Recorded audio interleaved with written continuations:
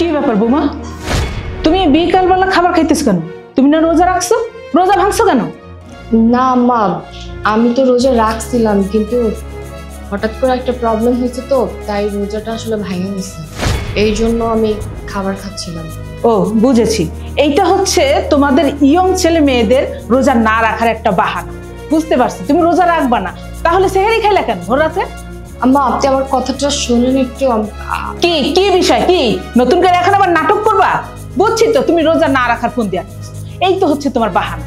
রোজা রমজানের দিন আমরা সবাই রোজা রাখছি, আর একা তুমি একজন ব্যক্তি ঘরের ভিতরে রোজা রাখো। এই বয়সে যদি একটু রোজা নামাজ না করো কখন করবা? হ্যাঁ, বয়স হলে তো ব্যথা ব্যথা, মাজা ব্যথা, কোমরে ব্যথা, এইসব করতে করতেই দিন যাবে, ওষুধ খাইতে খাইতে দিন যাবে, তখন তার ইবাদত করতে পারবা না। এখন ইয়ং বয়স হয়েছে, হাদিসে আছে ইয়ং বয়সের ইবাদত আল্লাহ শুনে বেশি, আল্লাহ মানে বেশি। ওই একবার ডাক দিলে আল্লাহ তাড়াতাড়ি শুনে, আর আমাদের মতো বয়স আসলে 10 বার ডাকলেও শুনবে না। কি ব্যাপার, এত চিল্লাচিল্লি করতেছো কেন? কি হয়েছে? এই যে দেখো না, তোমার গুণধর বৌমা, তিনি রোজা ভেঙে ফেলেছেন, রোজা রাখেননি। কি ব্যাপার বৌমা, তুমি রোজা রাখোনি? তুমি না আমাদের সাথে সেহরি খেলা, তাহলে রোজা ভাঙলা কেন?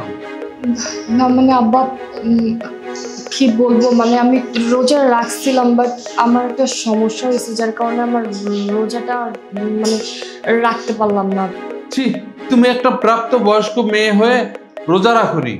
আরে তুমি তো এখন পূর্তি বয়সের মেয়ে, তাই তোমার সবকিছু রঙিন লাগছে, রঙিন চশমা চোখে দিছো, তাই তুমি রোজা রাখোনি। আব্বা, আপনি ভুল করতেছেন, আসলে আমি আপনাকে বলতে পারতেছি না যে আমার কি সমস্যা হয়েছে। থাক, হয়েছে, আর বুঝাতে হবে না।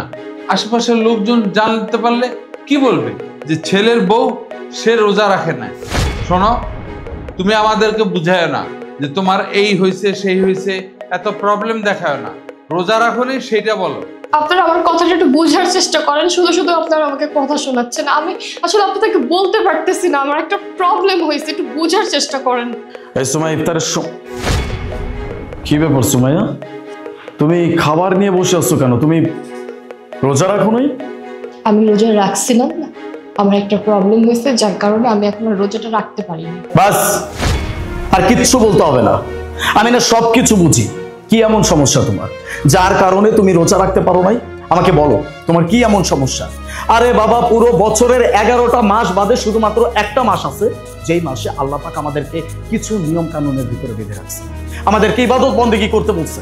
আরে বাবা, সারা জীবন যে পাপগুলো আমরা কামাই, এই পাপগুলো মোচন করার এই একটা মাত্র সুযোগ। এই মাসে যদি নিজের পাপ কোনো ব্যক্তি মোচন না করতে পারে, তাহলে সেই মানুষ কোনোদিনও নিজের পাপ মোচন করতে পারবে না। আমি কাকে কি বুঝাচ্ছি? আমি না বুঝতে পারি না যে এইরকম একটা প্রাপ্ত বয়স্ক মেয়ে মানুষ হয়ে কিভাবে রোজা না রেখে থাকতে পারে। কি এমন সমস্যা বলো, আমাকে বলবা যে তোমার কি এমন সমস্যা হয়েছে। আরে তুমি জানতে চাও কি সমস্যা? কখন থেকে শুধু প্রশ্নই করতেছো, প্রশ্নই করতেছো, লজ্জা করে না তোমাদের? বারবার এক প্রশ্ন করতেছো। আমার যদি সমস্যা না হয় তাহলে কি আমি বারবার বলতেছি আমার প্রবলেম হয়েছে? তাহলে শোনো, তোমাদের যদি এতই শোনার ইচ্ছা, আমার পিরিয়ড হয়েছে, যার কারণে আমি রোজা রাখতে পারি নাই। এখন আমার শ্বশুরের সামনে, আমার শাশুড়ির সামনে এইভাবে গলাবাজি করে বলতে হচ্ছে যে আমার পিরিয়ড হয়েছে। আচ্ছা, আমি বুঝি না, আপনি আমার মা, মানে আমার শাশুড়ি, আপনার তো বোঝার দরকার ছিল যে প্রবলেম, মেয়েদের প্রবলেম কোনটা হইতে পারে। আমি আপনাকে বারবার বোঝানোর চেষ্টা করছি যে আম্মা, আমার প্রবলেম হয়েছে, শারীরিক সমস্যা হয়েছে। আপনি তো বুঝবেনই না, আপনি আপনার কথা বলতেছেন, সবসময় বলতেই থাকবেন। আর আপনি আমাকে কম কথা শোনাইছেন। আমি রোজা রাখার যথেষ্ট চেষ্টা করছি, আমি সেহরি করছি, তারপরে যদি আমার প্রবলেম হয় তখন আমি কি করবো? এগুলো তার আমার হাতে না, এটা তো আল্লাহর হাতে, তাই না? বাবা, আমি আসি। বৌমা, আমি আসলে বুঝতে পারিনি যে, আমি তো জানি যে মেয়েদের এই সমস্যা হয়, কিন্তু তোমার যে এখন হয়েছে আমি সেটা আসলে বুঝতে পারিনি, আমার মাথায় ছিল না, আমি ভুলেই গেছি। বৌমা, আমি আসলে তোমার কাছে সরি বলতেছি, আমার তো মাফ করে দাও। সুমাইয়া, সরি, অ্যাকচুয়ালি বিষয়টা আমারই বোঝার দরকার ছিল। আমি তো তোমার হাজব্যান্ড, তুমি তো একদম ঠিক কথাই বলছো। আর পিরিয়ড হচ্ছে মেয়েদের একটা ন্যাচারাল বিষয়, এটা মেয়েদের হবে, এটা মেয়েদের অহংকার। আর পিরিয়ড চলাকালীন অবস্থায় কোনো মেয়ে কোনো ইবাদত বন্দেগী করতে পারবে না, এটা আমাদের সবারই জানা। আই এম সরি, অ্যাকচুয়ালি আমাদেরই বোঝা উচিত ছিল। প্লিজ তুমি কিছু মনে করো না। আচ্ছা ঠিক আছে, ইফতার টাইম হয়ে গেছে, তোমরা বসো, আমি ইফতার দিচ্ছি।